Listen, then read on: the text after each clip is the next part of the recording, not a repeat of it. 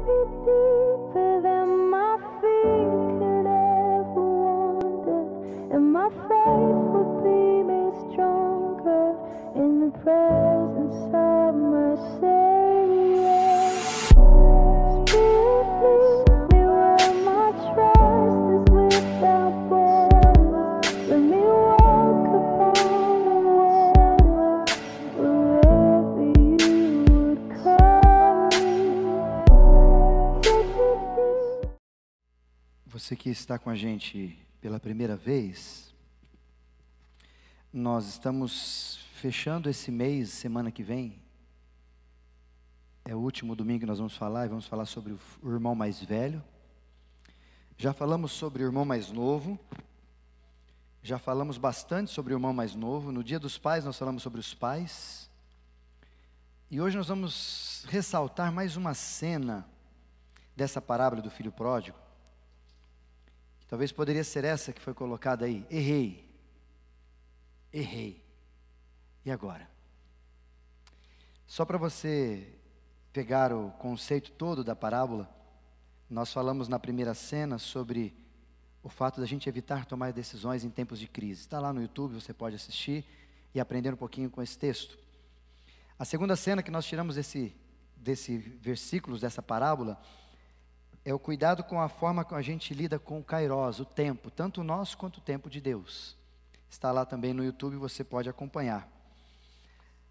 A terceira cena que nós tiramos desse texto foi no Dia dos Pais, onde nós falamos um pouquinho quem é o pai dos filhos, como é que o pai se apresenta e o que ele tem de identidade com o nosso pai eterno. A quarta cena, que foi semana passada, nós falamos sobre o cuidado com as amizades, a capacidade que as amizades têm de nos influenciar, tanto a mim quanto a você, quer sejam as amizades físicas quanto as amizades digitais.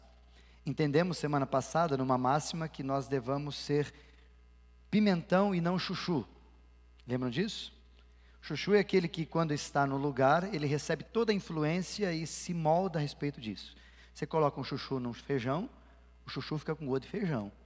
Você gosta, coloca chuchu, não sei se pode pôr, eu vou colocar, Fábio. Chuchu na feijoada, chuchu fica com gosto de feijoada.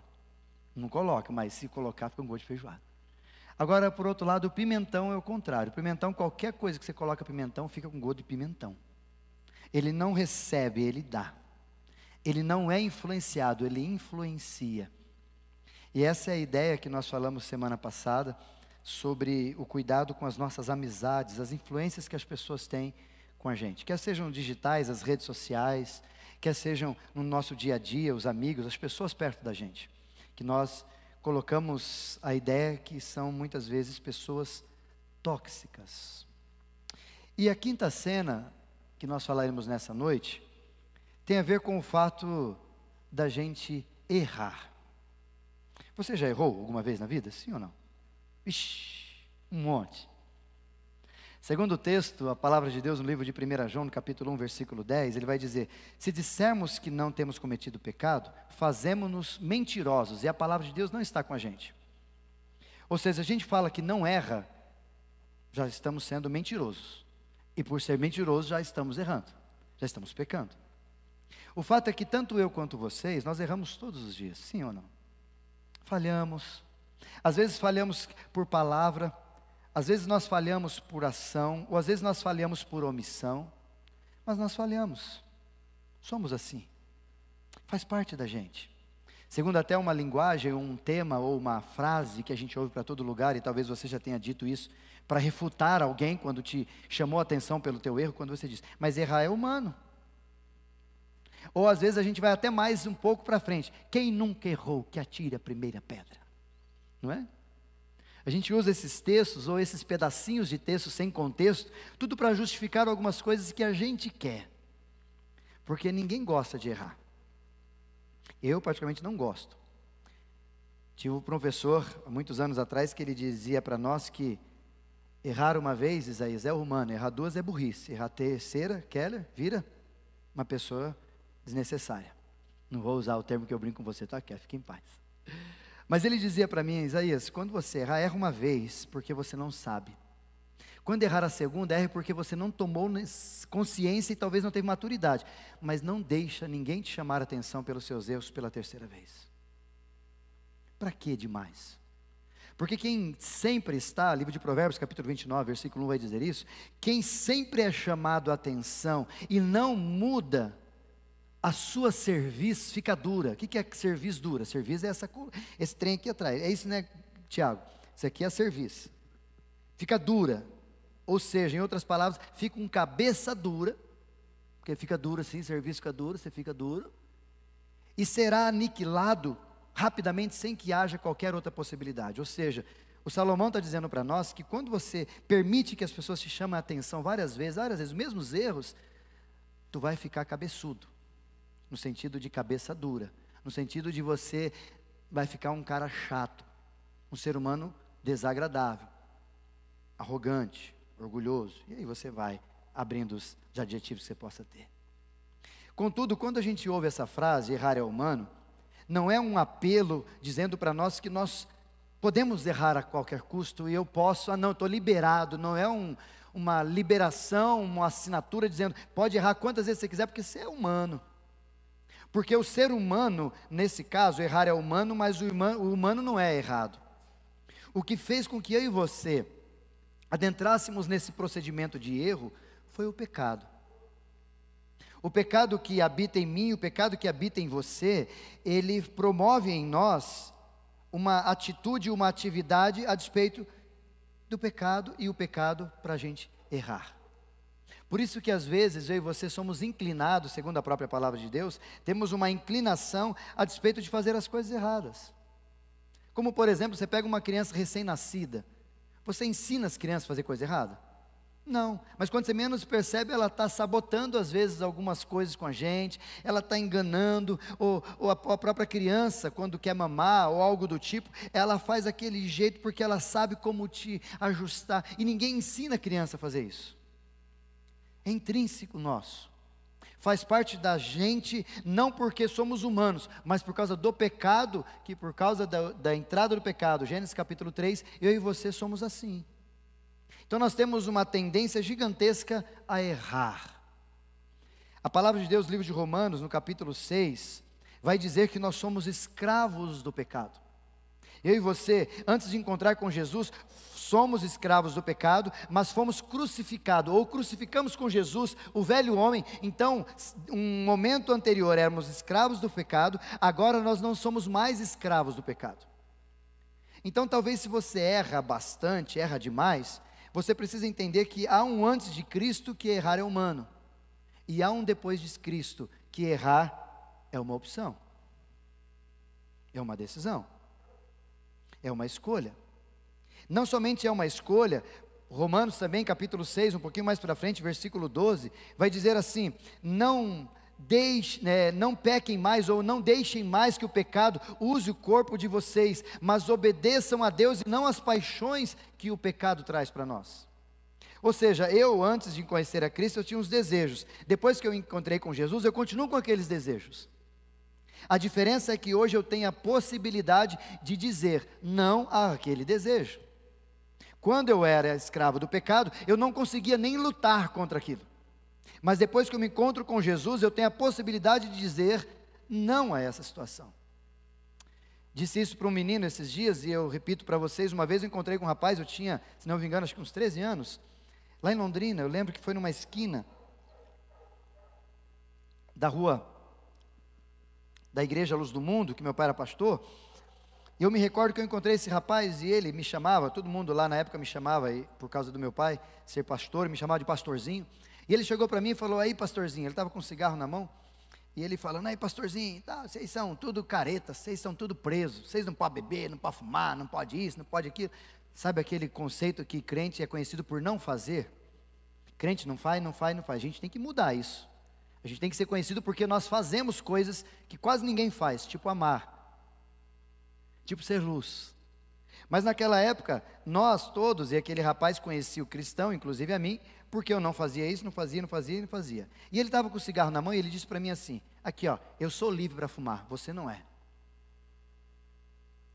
Aí eu peguei, Joel, o cigarro da mão dele, Foi a primeira, única vez que eu coloquei o cigarro na boca. Catei o cigarro da mão dele, coloquei na boca e fiz assim, ó. Não sei como não engasguei, né? Aí eu falei, ó, eu sou livre para fumar. Catei o mesmo cigarro, joguei no chão, pisei e falei, eu também sou livre para parar de fumar. E você é livre para parar de fumar? Quem é livre aqui? Perguntei para ele, você ou eu? Quem está preso aqui a alguma coisa, você ou eu? O que Jesus faz com a gente é a opção de escolha. É me dar e te dar a oportunidade de, diante do pecado, olhar e falar, eu amo mais a Jesus, então eu não vou ceder a esse pecado. E quando eu falei isso com ele, o texto que me saltava é o texto de Romanos, ainda no capítulo 6, quando no versículo 14 ele vai dizer que o pecado não terá mais domínio sobre nós. Coloca para mim, Caio, por favor, Romanos capítulo 6, versículo 14, por favor. Porque nós éramos escravos do pecado, e toda essa relação do capítulo 6 de Romanos vai tratar um pouco sobre isso. Romanos capítulo 6, versículo 14. O pecado não é mais o seu senhor, pois você já não vivem sobre a lei, mas sobre a graça de Deus. Ou seja, eu posso escolher agora a quem que eu vou obedecer e a quem eu vou servir. Por isso que há uma ação antes de Cristo, que errar é humano, mas depois de Cristo errar não é humano, errar é uma opção. Só que a gente precisa entender algumas coisas, antes de a gente entrar, estou fazendo essas considerações para vocês entenderem claramente onde a gente quer chegar, para ter uma distinção entre erro e pecado. Todo pecado passou pelo trecho do erro, mas nem todo erro é pecado. Por exemplo, eu estou indo para Foz do Iguaçu, e errei uma rua, entrei, beleza, o GPS falou, você errou, volta, errei, voltei, eu errei uma rua, mas eu não pequei. Faz sentido? Eu errei só, mas eu não pequei. E às vezes a gente precisa entender essa diferença entre errar e pecar, que às vezes o pecado transita pelo erro, e o erro, às vezes, não é necessariamente pecado. É tão claro a gente fazer isso, porque o resultado de ter consciência de ter errado, leva-nos a um comportamento. O resultado da gente ter pecado, leva-nos a outro tipo de comportamento. E o texto vai deixar bem claro isso para a gente.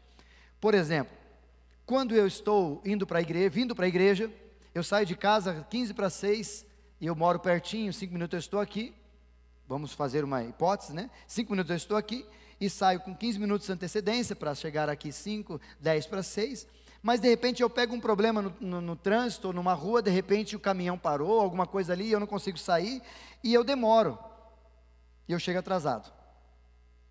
E aí, por chegar atrasado, nesse sentido, eu tive culpa, sim ou não? Não, porque eu saí no horário, cheguei no trecho que eu sempre faço, mas alguma coisa no meio do processo fez com que eu parasse e não pudesse vir. É um ato falho sem culpa que eu tive, porque eu cheguei e falei para os irmãos, ó, atrasei. O que eu digo quando eu faço isso? Perdão ou desculpa? Desculpa. Por que desculpa? Porque a palavra desculpar está querendo dizer que eu não tenho ação ou eu não tenho responsabilidade sobre esse ato, então essa culpa não é minha. Eu só atrasei por quê? Porque o caminhão parou e eu não tive opção. Ia chegar cedo se não fosse o caminhão, então não foi sobre minha. Estava ausente a responsabilidade de chegar mais cedo. Contudo, se eu no mesmo procedimento, pego o mesmo carro, saio de casa, 2 para 6, atrasado, aquela correria, aquela doideira que muita gente faz. E aí eu chego aqui atrasado. O que eu tenho que dizer? Desculpa, perdão.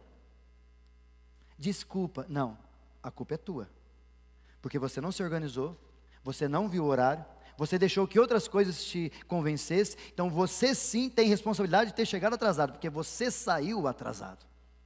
Então a culpa sim é sua, e não dos outros. E eu fico ouvindo um pouco algumas pessoas falando sobre esse detalhe, mas a gente não pode falar sobre culpa. Como um pastor, colega meu, esses dias atrás, falou, a gente não pode falar sobre pecado mais. Porque pecado é pesado, tem que falar sobre graça, pecado não. E a gente vai tirando esses elementos, tanto o pecado quanto a culpa, entendendo errado a culpa, dizendo, mas eu vou ficar culpado, Não, você não entendeu o processo de culpa e por que existe esse elemento de culpa na gente. E aqui, quando a gente olha para o texto, a gente percebe claramente que esse indivíduo, ele teve definitivamente a palavra culpa, porque ele errou. Não foi o acaso, não foi ninguém que o convenceu, não foi conduzido para algum lugar, não. O filho mais moço decidiu sair de casa. Ele quis ir embora, ele quis pegar as suas heranças, mesmo com o pai estando vivo, ele quis fazer do pai ser morto, para pegar a herança e sair e ver e encantar-se, como nós já falamos aqui várias vezes. Ele decidiu fazer isso.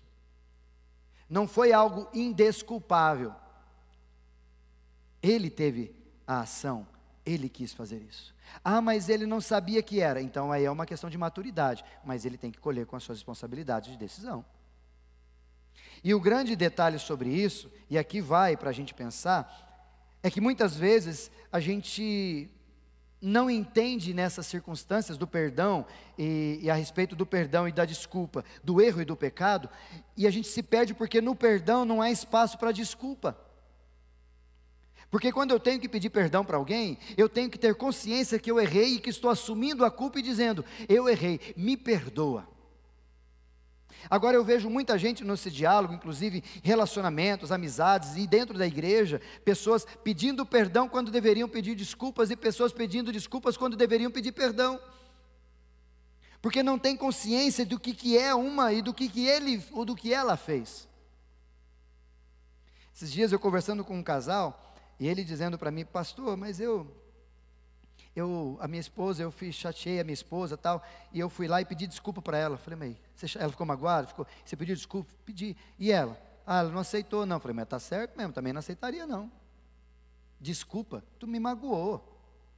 Tu tem culpa no que você fez. Então, por favor, para culpa, perdão.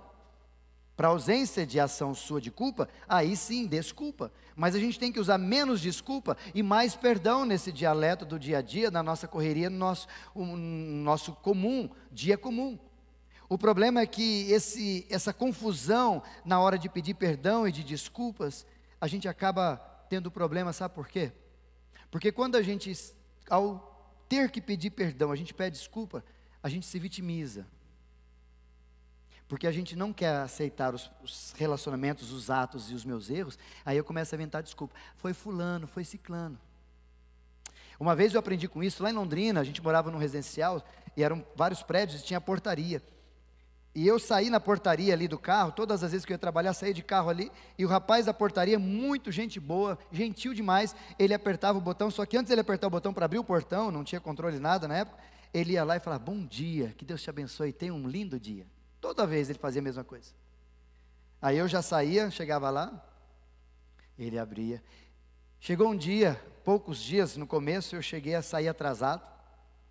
Aí eu parei assim com o carro, e ele chegou assim, veio, saiu da guarita lá e veio. Falei, de novo não. Aí eu, impaciente, normal que estou, naquele dia de manhã, porque eu estava atrasado, falei, cara, abre para mim, vai, eu estou com pressa, morrendo de pressa. Aí ele parou do meu lado assim, saísse mais cedo. Se organizasse, mas eu não vou deixar de te abençoar. Nunca mais eu ouvi isso dele, porque eu saía mais cedo agora, aprendi. Parava ali, ele vinha, bom dia, como é que você está? E o carro chegava atrás e falou, pastor, vai embora. Não era pastor ainda, Isaías, vai embora. Aí, catava o carro e ia embora. Mas eu tive que aprender, a duras penas eu tive que aprender. E você ouvindo isso, você faz o quê? A culpa não é minha, é do chuveiro que não esquentava. A culpa não é minha, é da comida que não estava pronta. A gente sempre tem essa mania, por causa dessa palavra desculpa, é de ficar dando desculpa, e há um aumento da desculpa que é a gente compartilhar com alguém a nossa culpa. A gente não aceita que a gente está errado. A gente diz que foi o carro, a gente diz que foi fulano, que foi o patrão, que foi ciclano, que foi o horário, daqui a pouco a gente vai chegar, foi Deus. Isso é tão normal a gente fazer, que a gente aprendeu com Adão e Eva. Quando Adão e Eva erraram, capítulo 3 de Gênesis, eles estavam ali, e de repente Eva se encantou com aquela fruta, comeu, a serpente a enganou, ela comeu, deu ao seu marido, e de repente perceberam que estavam nus, e era no meio do dia, mais ou menos, e à noite, finalzinho da tarde, Deus ia vir falar com eles. Aí eles estavam no jardim, colocaram algumas coisas porque estavam com vergonha, se esconderam atrás de uns arbustos, e de repente Deus chegou e falou, Adão, onde estás? Aí Adão falou, estou aqui, por que estava com medo escondido? Fiquei com medo do Senhor, o que aconteceu? Comi da árvore. Mas o que aconteceu? Foi a mulher que o Senhor me deu. Então a culpa é de quem com um discurso desse? A mulher que o Senhor me deu. A culpa é do Senhor, se o Senhor não tivesse dado mulher, eu não estava com esse problema. Como esses dias um amigo meu disse, olha como nós somos estranhamente petulantes quando o pecado domina a gente. Um amigo meu esses dias atrás brincando, fazendo uma paródia ali, não era com ele, mas ele zoando, que ele viu uma piadinha e mandou para mim. E a piadinha estava dizendo assim, que um casal, o marido traiu a esposa, e ela acabou ficando sabendo, pegou ele. E acabou o casamento e tal, mas era um casamento muito legal, mas ele infelizmente, desvio de caráter, traiu a esposa. E aí, o que aconteceu naquele instante? Eles se encontraram aqui uns 5, 6 anos depois, e ele brincando com ela, os dois conversando normalmente, falou, e aí então, né, a gente podia estar bem e tal, então, podia estar bem, né, aí ele falou, a culpa é sua, ele falou para ela, falou, como a culpa é minha, você que errou, não, mas se não tivesse descoberto, estava tudo bem até hoje. Você viu como é que a gente faz? Se a mulher não tivesse descoberto, o João estava bem. Porque a culpa não é minha. A gente tem essa facilidade, e é uma autodefesa própria mesmo, de não assumir, porque a gente acha que se eu assumir, falar, ai meu Deus, e agora? Qual caminho que eu tenho que fazer, porque eu sou o culpado? A gente tem medo disso. O grande problema é que diante da palavra de Deus, todos nós somos culpados.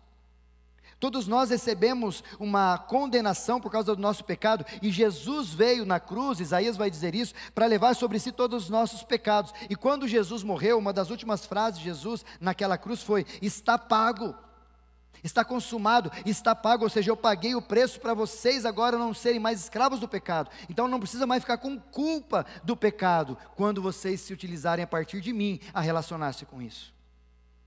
Mas ele não está dizendo que vocês ficam livres de tudo, como eu ouvi esses dias e falei no início. Ah não, Jesus levou os pecados lá, então não precisa mais confessar pecado. Quem falou isso para nós? Livro de 1 João, quando vai dizer o texto que eu mencionei, versículo 10, que vai falar sobre isso, que a gente, se a gente disser que não peca ou que não tem erro algum, fazemos-nos mentirosos e a palavra de Deus não está em nós. E ele continua dizendo, contudo, se vocês pecarem, há um advogado para vocês. Para quê? Para eu viver a atmosfera da reconciliação com Jesus e Ele ser aquele que vai justificar-me e trazer de novo a consciência de que eu fui restaurado. Mas para esse processo acontecer, algumas coisas precisam ser clareadas na nossa mente. Por isso que aqui então, eu queria que você guardasse a quinta cena. Cuidado com a forma com que você lida com os seus erros. Porque talvez o jeito que você está lidando com os seus erros tem atrapalhado você de crescer, tem atrapalhado você de se desenvolver em relacionamentos melhores, tem atrapalhado você de enxergar Deus de uma forma diferente, tem atrapalhado Deus de agir na tua vida de uma forma tão maravilhosa, ao ponto de mudar as nossas ideias, inclusive os nossos erros. Quando Paulo vai falar sobre, ele se faz nova carne, eis que se fez novo, tudo se fez novo, inclusive pecado novo, quando a gente se encontra com Jesus. Porque aqueles antigos, Satanás já não pega mais a gente, não é mais cilada, eu já estou bom, já fico esperto, já sei onde ir, já sei o que fazer, mas ele não me pega mais. Mas quando a gente tem essas ações, a gente acaba perdendo. E olhando para o texto, agora eu queria que você enxergasse para o texto, a partir do versículo de número 11, porque a partir do versículo 11 de Lucas capítulo 15, nós percebemos esse jovem que, de repente, ele pediu para sair, para pegar a sua herança e ir embora, e foi embora, e saiu, viveu dissolutamente, versículo de número 13, e ele de repente teve todo o seu dinheiro esvaindo, perdeu tudo que tinha, acabou passando fome e foi trabalhar com os porcos. E no versículo 16, então, estava ali, desejoso de fartar-se das alfarrobas que os porcos comiam, e ali então ninguém o ajudava, porque o seu dinheiro acabou, já falamos sobre isso. E o versículo 17 é o que eu gostaria de entrar bem claro para a gente pensar. Então, caindo em si. Quantos trabalhadores, ele caindo em si, teve a primeira epifania, ou talvez a primeira ideia e reflexão sobre o passado. Quantos trabalhadores do meu pai têm pão com fartura e eu aqui morrendo de fome? E ele continua dizendo, por isso levantar-me-ei, irei ter com meu pai. E eu dir-lhe-ei, pai, pequei contra os céus e contra ti, já não sou digno de ser chamado teu filho, pode me chamar do jeito que o senhor quiser. E aí então ele se levanta, foi para o pai. E vinha ele de longe ainda quando seu pai o avistou, e compadecendo-se dele, correu, o abraçou e o beijou.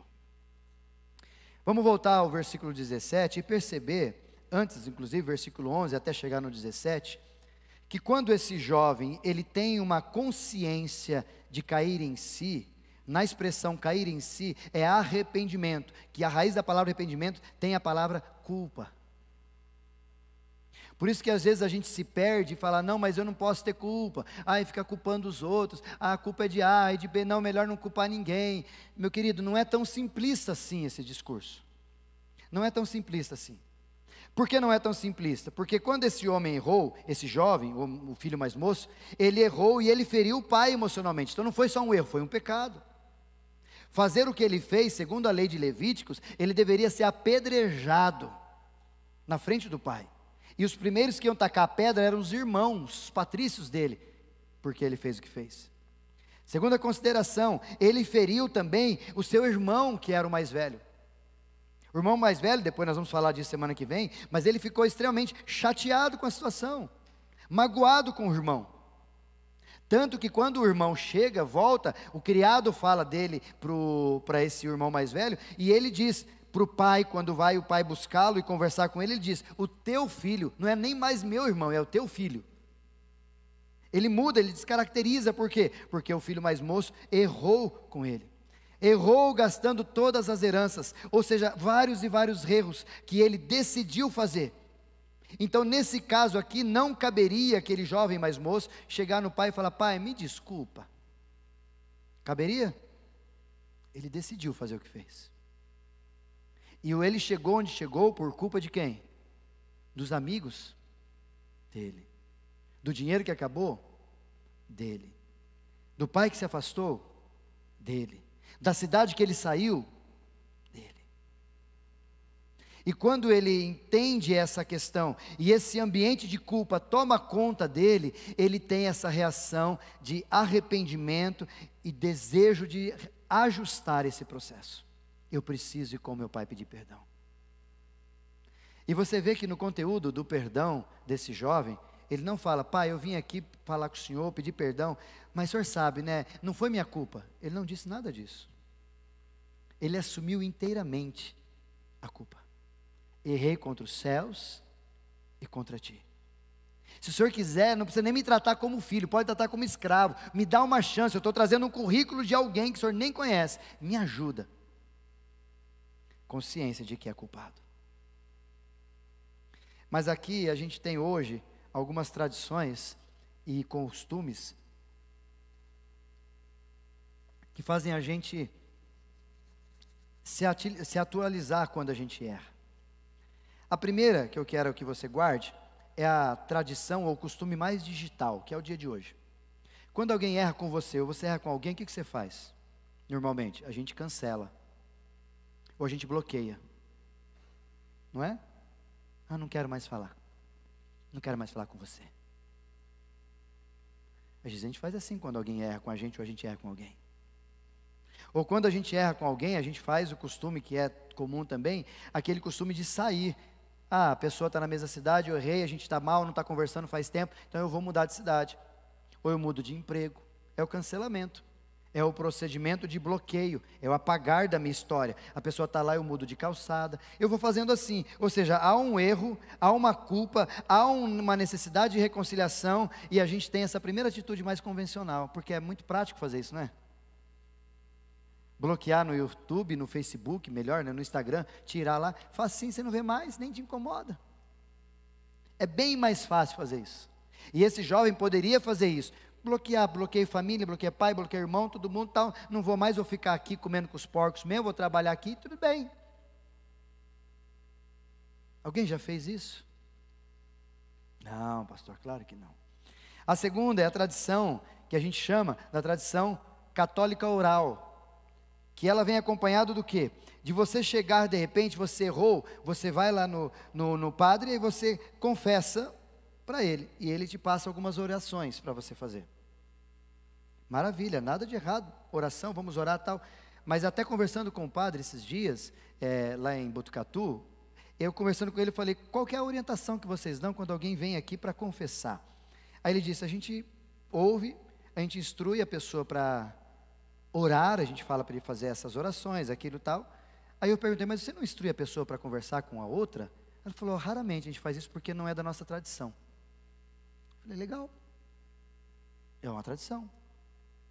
A tradição judaica, que esse texto está inserida, era diferente.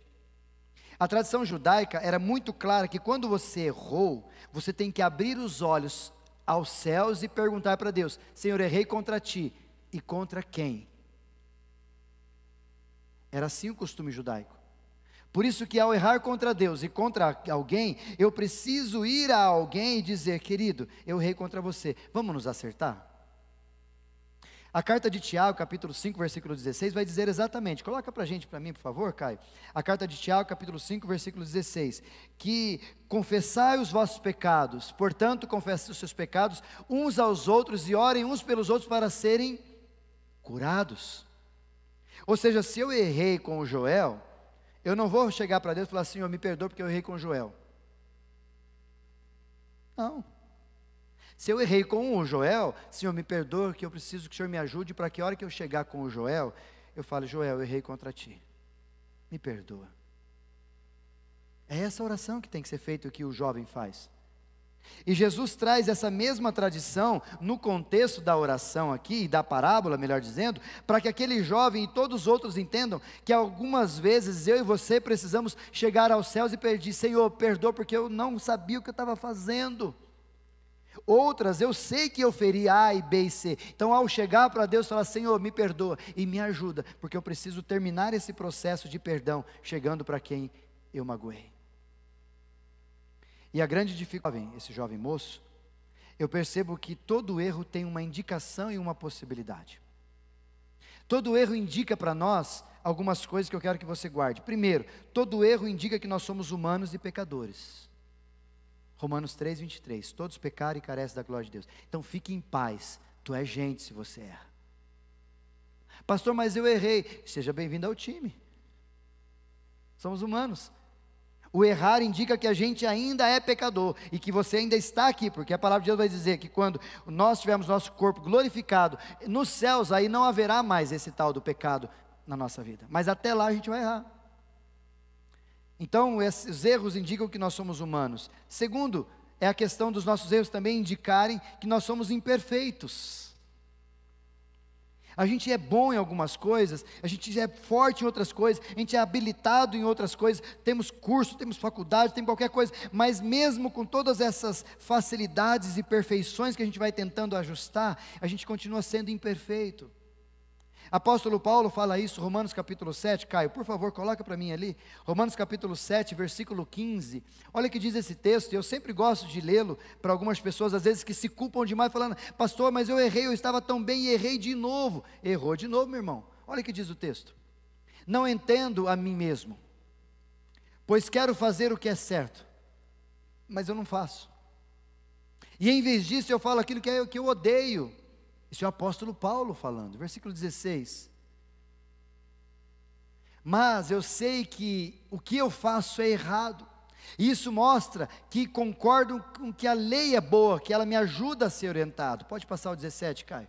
Portanto, não sou eu quem faz o que é errado, mas o pecado que habita em mim. Se é pecado, tem que ter perdão. Versículo 18, Caio, por favor. E eu sei que em mim, isto é, em minha natureza humana, não há nada de bom, pois eu quero fazer o que é certo, mas eu não consigo fazer o que é certo. Por último, 19, Caio, quero fazer o bem, mas não faço, não quero fazer o que é errado, mas ainda assim eu acabo fazendo. Paulo, o que escreveu 70% do Novo Testamento, o homem de Deus, errava. Isso quer dizer que por mais que você leia, por mais que você venha à igreja, por mais que você seja um presbítero, um pastor, ou quem quer que seja, você pode errar e vai errar, faz parte das nossas imperfeições. Talvez você não erre em algumas áreas, mas nas outras áreas você erra. Então o erro deve indicar que eu e você somos imperfeitos e precisamos melhorar. É isso que o erro tem que ter claridade quando ele aparece na nossa vida. Eu preciso melhorar nisso, que eu não posso ficar errando nessa área, nessa fase, ou nesse momento, não faz parte de mim. E por último, quando a indicação também traz é de que nós não somos bons o suficiente. 1 João capítulo 1, versículo 10, que eu já mencionei, vai dizer sobre isso. Nós somos pecadores. Nós não somos bons. Deus é bom, a gente não é bom.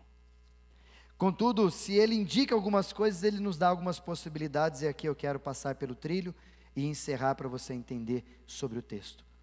Primeira possibilidade que o errar nos traz e trouxe ao jovem aqui, é sentir a manifestação do Espírito Santo de Deus. Quando você erra, e você quer trilhar o caminho do perdão e da reconciliação, o primeiro passo é sentir a presença do Espírito Santo de Deus. Como assim? Esse jovem não foi por si que ele teve o que teve. Não foi só porque ele achou e pensou. Segundo a palavra de Deus, no livro de João, capítulo 16, vai falar sobre o próprio Espírito Santo. Ele diz que quando o Espírito Santo vier, ele convencerá a gente do pecado, da justiça e do juízo. Ou seja, quem vai mexer no seu emocional, na sua mentalidade, no seu cérebro, dizer, ó, você errou contra aquela pessoa. Não é você só, porque às vezes eu não errei. O Espírito Santo que vai vir e vai falar para mim assim, queridão, você errou. Vamos se acertar? Está errado. Porque é o Espírito Santo que vai produzir arrependimento no nosso coração. 2 Coríntios capítulo 7, prepara para mim esse texto, Caio, versículo 10, vai dizer que a tristeza, segundo Deus, traz arrependimento. 2 Coríntios capítulo 7, versículo 10, por favor, Caio. Porque a tristeza que é da vontade de Deus, conduz ao arrependimento, e resulta em salvação. Não é uma tristeza que é resultado de um remorso, mas a tristeza do mundo, por causa do remorso que produz, traz apenas morte. E é a diferença do arrependimento e do remorso, não sei se você sabe a diferença.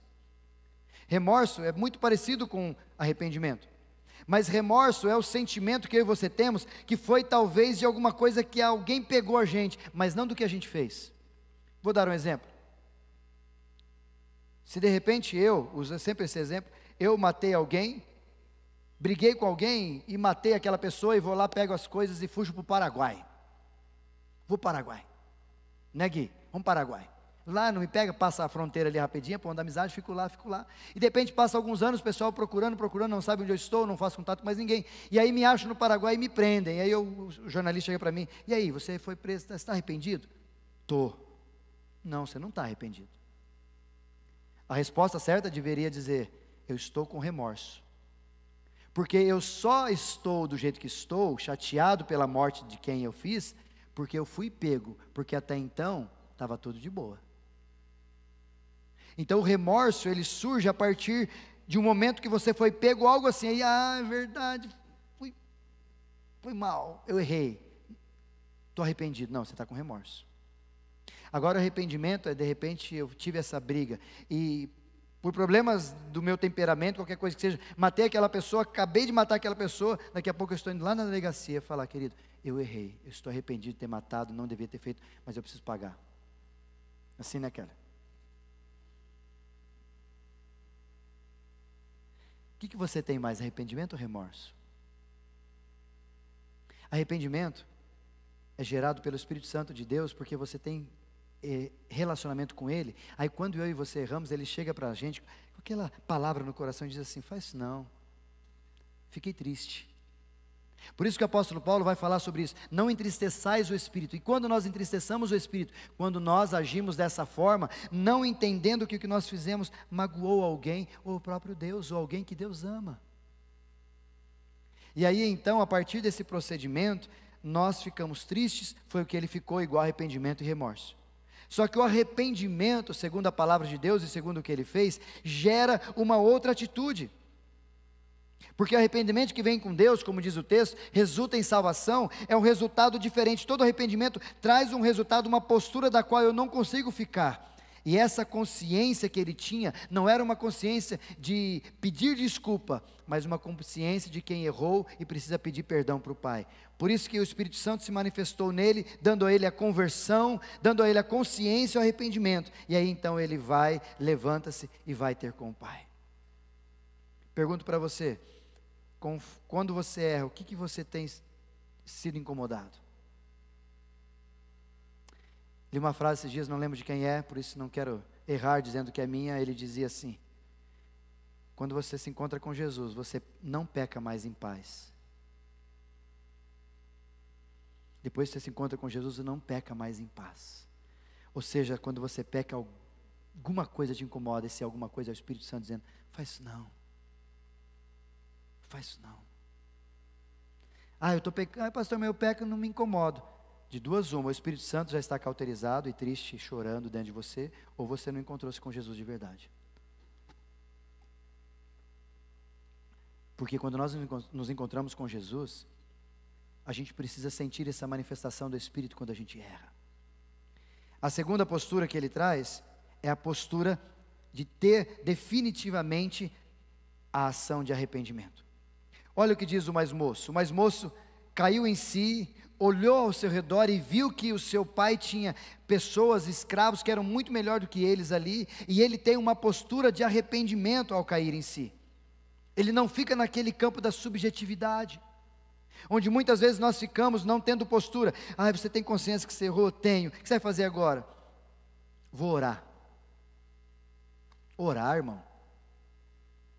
Você acha que Jesus quer que você ore depois do Espírito Santo te dizer que você está errado? Vai orar para saber se está errado?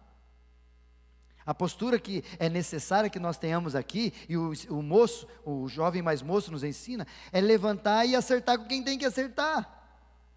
É ter postura de arrependimento, é decidir. Ele viu, ele percebeu e ele decidiu. Falei, vou ter com meu pai. E ele saiu do campo dessa subjetividade e tomou a decisão de mudança e foi até o pai. Chegando até o pai, segundo o texto, ele fez um script para dizer: pai, eu pequei contra o céu, pequei contra ti, pode me tratar como escravo. Ou seja, ele fez tudo certinho. Por quê? Porque o arrependimento brotou nele e ele queria reconciliar-se com o pai, nem que fosse para ficar escravo do pai. Mas infelizmente, diante disso, às vezes a gente magoa, a gente se chateia em relacionamentos, em amizades, qualquer coisa, a gente fala: não, eu vou ver o que eu faço, deixa o tempo passar. Meu irmão, o tempo não ajuda em nada nessas horas, pelo contrário, ele mais atrapalha. Porque ferida que está dentro, cicatrizada com infecção interna, uma hora ela vai sair, não vai? Não é porque está cicatrizando que você fez tudo certinho. Não, mas vai cicatrizar. Mas vai ter infiltração lá dentro, vai ficar incomodado, vai ter algumas coisas, pus, aquela coisa que você vai ter que tirar a cicatriz uma hora. Porque não teve atitude de arrependimento, só teve consciência. Depois de ter atitude de arrependimento, ele chegou para o pai. E aí está a tratativa de quando eu chego para alguém. Eu errei contra o Joel, vou usar o Joel de novo aqui, e aí eu vou chegar com o Joel.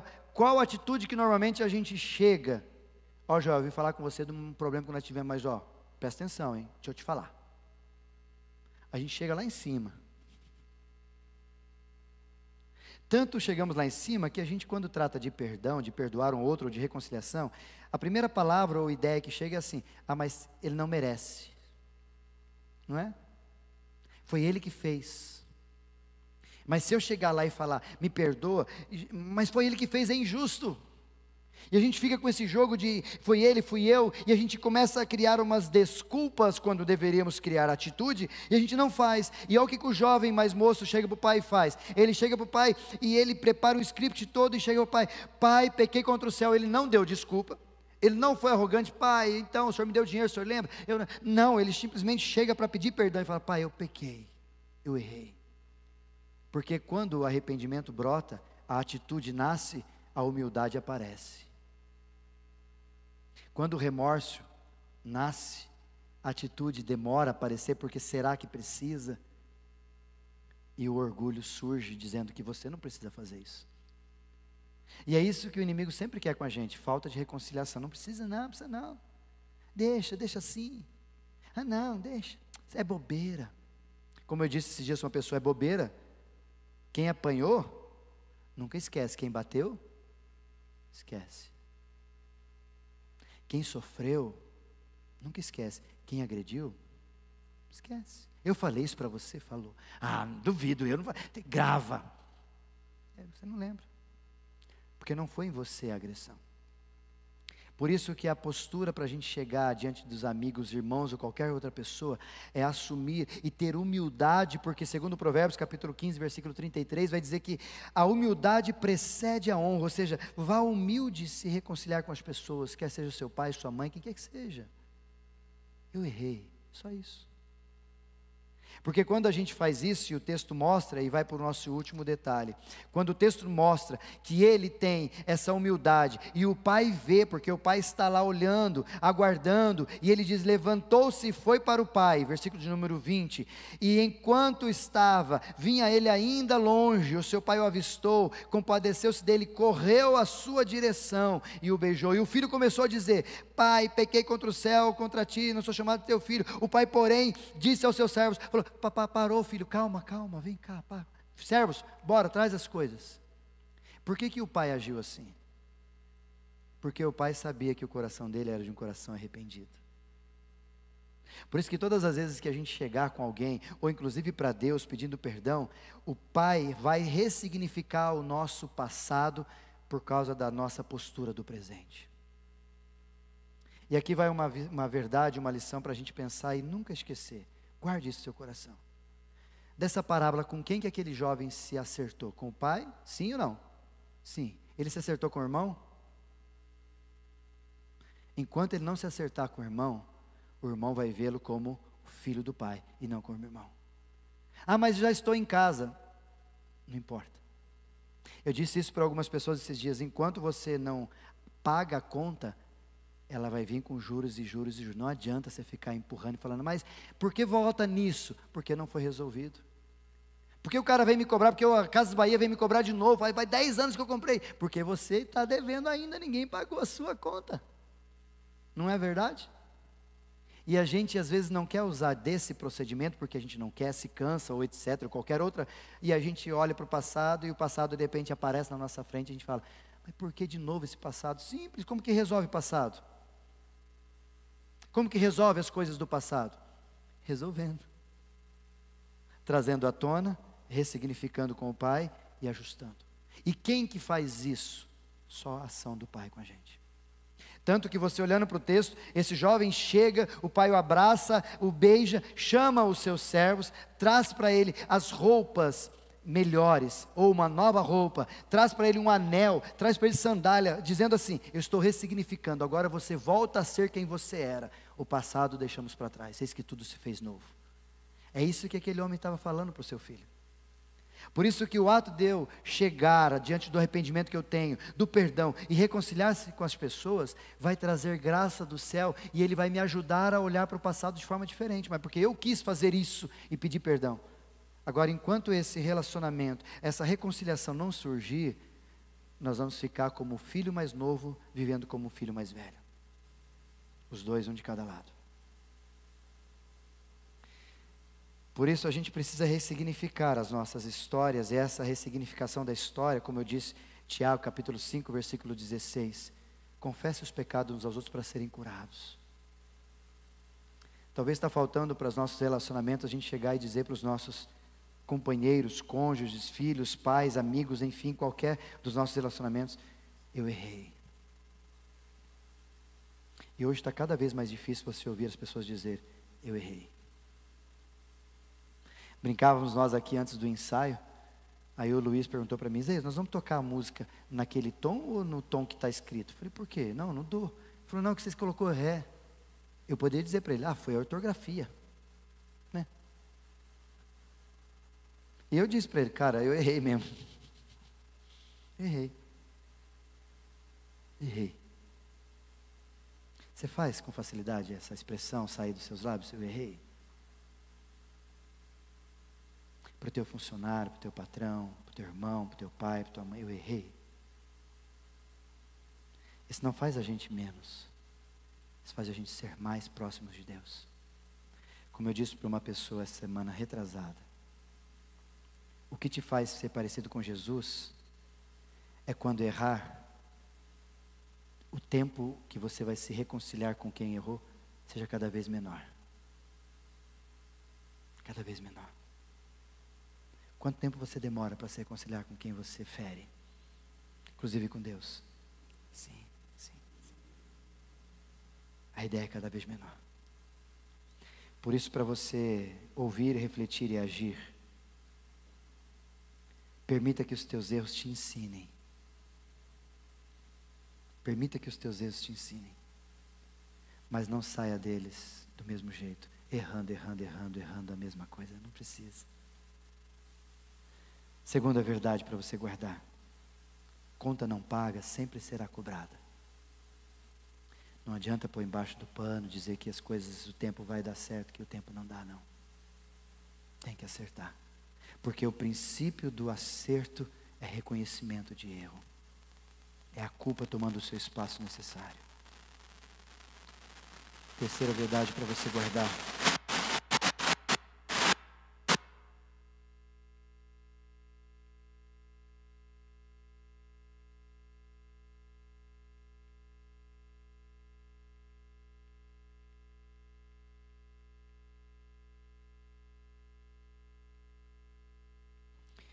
é para eu e você deixe o Pai ressignificar a sua história do passado. Porque talvez tem coisas que eu e você, pessoal, sobe aqui para a gente tocar já. Porque talvez tem coisas que eu e você somos perdoados por Deus, mas nós não nos perdoamos. Talvez a gente vive desse jeito. Jesus já perdoou você. E talvez eu e você não nos perdoamos. E por último, o Pai sempre está disposto a perdoar a mim e a você. Mas a despeito de nos perdoar, Ele quer encontrar um coração humilde. Um coração quebrantado.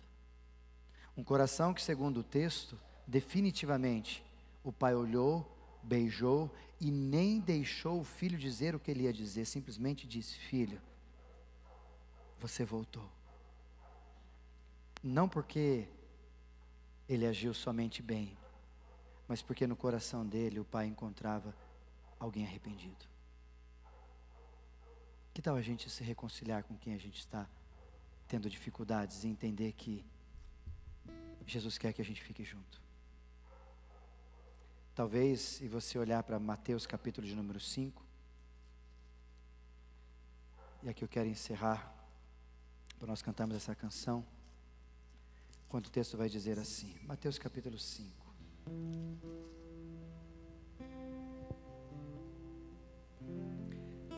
Se pois você trouxer ao altar a sua oferta, e ali você se lembrar que o teu irmão tem alguma coisa contra ti, ou você contra ele, deixa ali a tua oferta.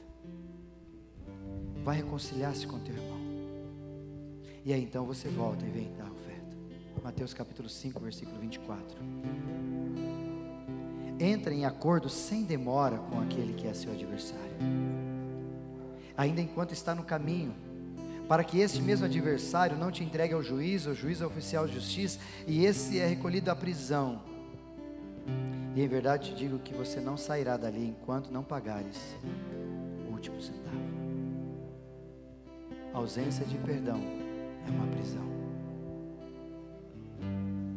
onde Deus não quer que eu e você fiquemos. Por isso, o desejo de Deus para mim e para você nessa noite, uma declaração de amor, é: